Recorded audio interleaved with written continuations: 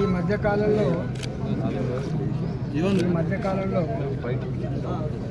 నడమంత్రపు సిరిలాగా ముఖ్యమంత్రి పదవి వచ్చినటువంటి రేవంత్ రెడ్డి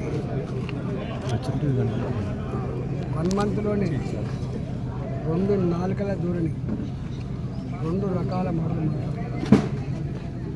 మొన్ననేమో మోడీ గారు మా పెద్దన్న, మోడీ గారి ఆశీర్వాదం ఉంటేనే నా రాష్ట్రం బాగుపడుతుంది అని చెప్పినటువంటి ముఖ్యమంత్రి ఎన్నో సంవత్సరాలుగా అపరిష్కృతంగా ఉన్న ఇవాళ కుంపల్లి ఫ్లైఓవర్లు కానీ, అల్వాల్ ఏరియాల ఫ్లైఓవర్లు కానీ 175 ఎకరాల రక్షణ రంగానికి సంబంధించిన భూమిని కేటాయించి మాకు ఇచ్చినందుకు కృతజ్ఞత అని చెప్పిన ముఖ్యమంత్రి ఇక్కడ మాట్లాడుకుంటా మళ్ళీ ఆంధ్రలో మోడీ ఏంది టీడీ ఏంది మాట్లాడుకుంటూ కళ్ళు నెత్తిన మాటలు మాట్లాడిన గత నాయకులకు ఏం గతి పట్టిందో నాకు కూడా మర్చిపోకుండా ముఖ్యమంత్రి కేసీఆర్ కూడా ఇట్లే మాట్లాడిండు. ఒకప్పుడు మోడీ గారు నిన్ను ఏం కోరట్లేదు, ఏ దరఖాస్తు ఇవ్వట్లేదు, నీ ఆశీర్వాదం మాత్రమే కోరుతా అని చెప్పినటువంటి కేసీఆర్ ఆ తదుపరి ఏం మాట్లాడిందో చెప్పవచ్చు.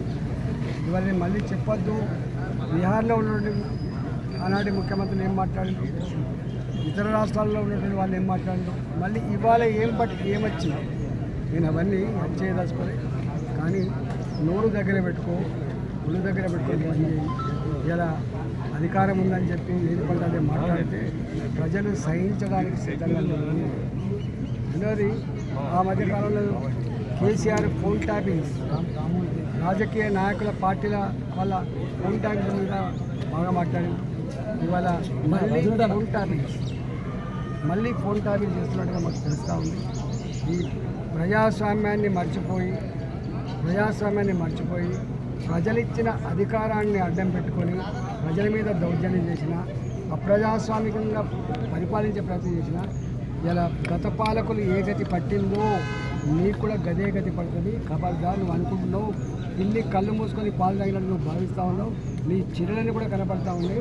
ఇవాళ మొత్తం దేశంలో కాంగ్రెస్ పార్టీ హైకమాండ్ మప్పి పొందడానికి ఇవాళ నేనే మీకు అన్ని ఫండ్స్ పంపిస్తా అని చెప్పి ఇక్కడ బిల్డర్లని, ఇక్కడ వ్యాపారవేత్తల్ని నువ్వు ఫోన్ చేసి ఎట్లా పైసలు అడుగుతున్నది, ఎట్లా బెదిరిస్తున్నది, ఎట్లా బ్లాక్మెయిల్ చేస్తున్నది ఇప్పటికే రికార్డ్ అయిపోతుంది. ఇవాళ నువ్వు అనుకుంటున్నావు నువ్వు ఇక్కడ ఉండే మొత్తం నేనే వీక్షిస్తున్నా అని చెప్పి అనుకుంటున్నావు. నీ మీద వీక్షించే వాళ్ళు కూడా ఉంటారనే విషయం మనం మర్చిపోకు. ఇవాళ తెలంగాణ ప్రజలు ఇవన్నీ గమనించమని చెప్పి కోరుతా ఉన్నా. రేపు మోడీ గారు మల్కాగిరిలో సమరశంఖం పూరించిన తర్వాత ఒకటే భావన, తెలంగాణ యావత్ ప్రజానికి కులాలకు, పార్టీలకు, జెండాలకు అతీతంగా ఈ దఫా నరేంద్ర మోడీ గారినే ప్రధానమంత్రిగా చేసుకోవాలి, భారతీయ జనతా పార్టీని గెలిపించుకోవాలి, గుర్తుకే ఓటాలనే భావన మాత్రం స్పష్టంగా కనబడతా ఉంది. మేము పొద్దున్న నుంచి రాత్రి దాకా అనేక కాలనీలలో, అదేవిధంగా గేటెడ్ కమ్యూనిటీ హాళ్లలో, రెసిడెన్స్ జోన్లలో మేము పోతే బ్రహ్మాండమైనటువంటి స్పందన కనబడుతుంది. ఏ వర్గానికి కావాలి, యువత, మహిళ, వ్యాపార వర్గాలు, ఉద్యోగులు, రిటైర్డ్ ఉద్యోగులు, ఏ వర్గాన్ని కదిలించినా కూడా బ్రహ్మాండంగా ఉన్నాం సార్. మీరు ఈ దఫా మల్కాగిరిలో ఎవరు ఎన్ని వందల కోట్ల రూపాయలు ఖర్చు పెట్టినా, కుట్రలు చేసినా, బయట నుంచి ఎంతమందిని పట్టుకొచ్చినా మల్కాగిరిలో గెలిచేది మాత్రం మోడీ గారితో పాటుగా ఈటల రాజేందర్ కూడా గెలుస్తారని భావన కనబడతాను.